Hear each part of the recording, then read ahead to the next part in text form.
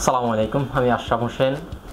আমি 2024 সেপ্টেম্বর ইনটেকে university of হার্টফোর্ডশায়ারে MSc in communication and information ইঞ্জিনিয়ারিংয়ের জন্য যাচ্ছি। তো আসলে আমার এই হায়ার স্টাডির অ্যাব্রডের ক্ষেত্রে আমার জার্নিটা অতটা সহজ ছিল না। এর পিছনে আসলে অনেক হতাশা অপেক্ষার পরে অবশেষে আমি আজকে আমার ভিসাটা হাতে পেয়েছি ইনশাআল্লাহ, আলহামদুলিল্লাহ। তো আমি সেপ্টেম্বর ইনটেকের জন্য ফ্লাই করতেছি। সবাই আমার জন্য দোয়া করবেন। আমি আমার হায়ার স্টাডির জন্য ইউকেতে চুজ করার প্রধান কারণ হচ্ছে তাদের এডুকেশন ওয়ার্ল্ড ওয়াইড অ্যাকসেপ্টেবল। বিশেষ করে বাংলাদেশে হাইলি অ্যাপ্রিসিয়েটেড তাদের এডুকেশনটা। যদি আমার কাছে একটা ডিগ্রি থাকে, হায়ার এডুকেশন ফরেন ডিগ্রি থাকে, বিশেষ করে ইউকের ডিগ্রি, সেক্ষেত্রে আমি বাংলাদেশের যে কোনো কোম্পানিতে, বাংলাদেশে ফিরে আসলেও আমি যে কোনো কোম্পানিতে অ্যাপ্লাই করব ইনশাল্লাহ। ভালো একটা ক্যারিয়ার আমার জন্য অপেক্ষা করতেছে বাংলাদেশে, এই জন্য ইউকেটাকে চুজ করা।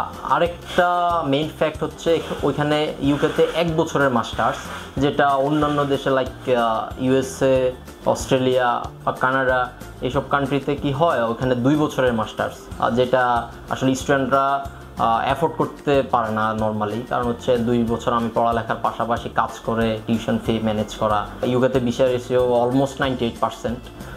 তো ওভারঅল সব কিছু এইসব দিক বিবেচনা করে আমি আমার হায়ার স্টাডিজের জন্য ইউকেটাকে চুজ করছি। UK diversified country most than any other countries in the world.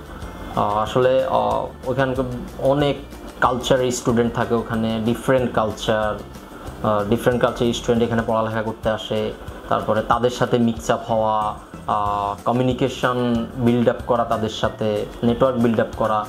Overally ওখানে আমার মনে হয় যে ভালো একটা এক্সপিরিয়েন্স আমার জন্য হবে, যেটা আমার একাডেমিক্যালি হবে। এগুলো আমি আশা করি আমার ইন ফিউচারে, যেটা আমার ক্যারিয়ার গোল, সেখানে আমি ভালোভাবে কাজে লাগাতে পারবো। এই এক্সপিরিয়েন্সটা আমার কাজে আসবে, সেটা বাংলাদেশ হোক, ওয়ার্ল্ডের যে কোনো কান্ট্রিতে হোক। আমি একটা ডেভেলপড কান্ট্রিতে পড়ালেখা করতে যাচ্ছি, ডেভেলপমেন্ট কান্ট্রি থেকে ডেভেলপড কান্ট্রিতে পড়ালেখা করতে যাচ্ছি।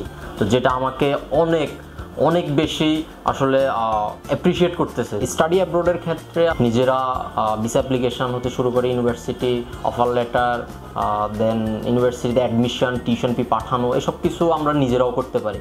কিন্তু নিজেরা করতে গেলে কি হয়, আমরা জিনিসগুলো গোছাইতে পারি না, তখন হজবরল হয়ে যায়। আসলে আমরা দেখা গেলো যে কখন অ্যাপ্লিকেশন টাইম, কখন আমাদেরকে ইউনিভার্সিটিতে অফার লেটার দিতে হবে, অফার লেটারের জন্য অ্যাপ্লাই করতে হবে, কখন আমাদের একাডেমিক ডকুমেন্টসগুলো সাবমিট করতে হবে, কি ডকুমেন্টস, এক্সট্রা ডকুমেন্টস সাবমিট করতে হবে, এগুলো অনেক সময় আমরা ভুলবশত অন্য ডকুমেন্ট সাবমিট করে দেব। তো সেক্ষেত্রে আমাদের একটা এজেন্সি, একটা ট্রাস্টেড এজেন্সির সহায়তা আমাদের লাগবেই। সেটা আমরা যে দেশে হোক, হ্যাঁ আমরা নিজেরাও পারবো, কিন্তু নিজেদের ক্ষেত্রে যাতে ভুল না হয় এই জন্য আমরা আমাদের সহযোগিতার জন্য আমরা একটা এজেন্সির কাছে যাই।